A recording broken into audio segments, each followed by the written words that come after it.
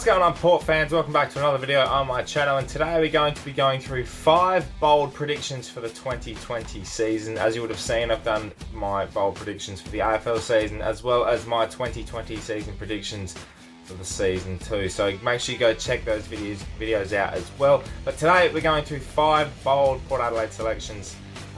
Maybe some of these will come true. Most of these probably won't, but it's fun to have a go and take a bit of a risk with these predictions. So let's have a look and see what my 5 are for this season. Coming in at number 5, we're going to take a stab in the dark for wins this season. I reckon we're going to win every single game at the Adelaide Oval, and that includes both showdowns for 2020. So it is bold to assume that we're going to do that, but I reckon we can do the job. 150 years every game. We're going to have a decent crowd, 30 plus. We've got some good time slots against favourable teams. A couple of blockbusters as well, and you just never know. Depending on the day and who we're playing, we could switch it on. But 11 games at home, it's definitely a possibility. And with the 2 showdowns as well, anything can happen. So all home games at the Adelaide Oval, I think we'll win. Coming in at number 4, unfortunately I don't want to make this prediction because he's one of my personal favourite players, but I do feel Justin Westhoff may retire at the end of the year. Change position to centre half back, as we saw in the internal trial. It was probably on his way out, but I don't want to say it because he could come back and win the best and fairest like he did in 2018. He's got that capability, and he might keep going. He's still fit enough, but they just need to play him in the right position. Can the beard keep going is the question that I think people will be asking continuously throughout the year.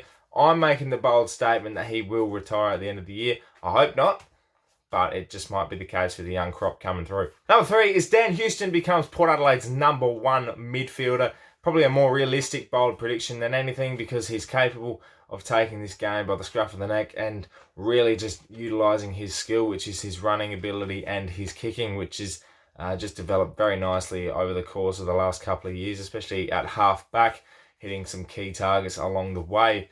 Him going to the midfield is a masterstroke of a decision by the coaching staff, and I think he might find himself a new home in there and could become Port Adelaide's number 1 ranked midfielder throughout the year, overcoming Boak, overcoming the likes of Rockcliffe and Wines and players like that who had the potential to be under that bracket.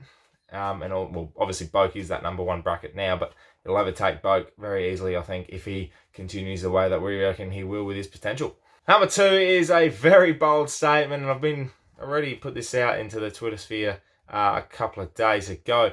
I think Charlie Dixon will become All-Australian in 2020 if his body holds up, if he kicks goals, and if our delivery inside 50 is good. We know he's a big body. We know he can clunk marks when he's on, and if he's on for 22 games this year, if he kicks 40 plus goals, Port Adelaide playing finals, I reckon he'll be All-Australian centre half forward. The way he moves, the way his ability to win the footy and his aggression is second to none, and his effort is just outstanding. We know what he's capable of. I just want to see it this year, and if he brings it every single week, All-Australian lock for me. Number 1, and probably a contradiction to what I said in my bold predictions where I said Ken Hinkley will get the sack. I'm actually, for a Port Adelaide's perspective, my bold prediction for the club is that we make finals and Ken Hinkley gets in a contract extension. For me, this is the topic. This is the one topic everyone's going to be talking about throughout the year and how far we go. For me, for him to get an extension, I think it's a prelim. That's just my personal opinion. Make a prelim. At least win a final and make a prelim or something like that, because it just has to be done. We can't just win the first game, get knocked out in the semis, and then be happy with that. I think our ability needs to grow even more this year. We need to take risks and make a prelim for Ken Hinkley to get that extension to go forward into 2021. If we have a good year and we win that first final, then it's probably still up for debate whether or not he gets an extension. But I think, yeah, if we go deep into finals, he definitely deserves one. Win the grand final and you give him one, it's almost a certainty. But just depends how we look and how we feel going throughout the final series. With KT going, it could be a possibility that even Koshi goes. And does that mean the extra K with Ken Hinkley goes as well. We start afresh going to 2021 with the new era.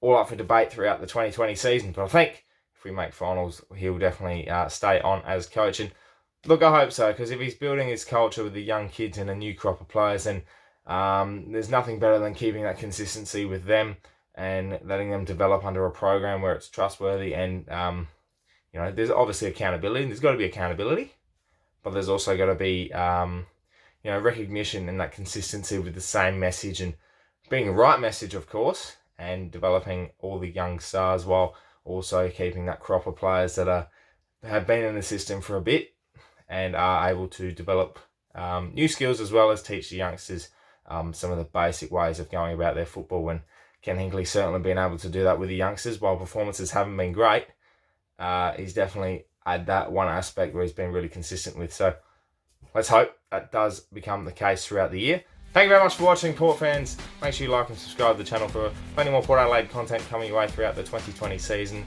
My name is Anthony, and as always, calm the pair.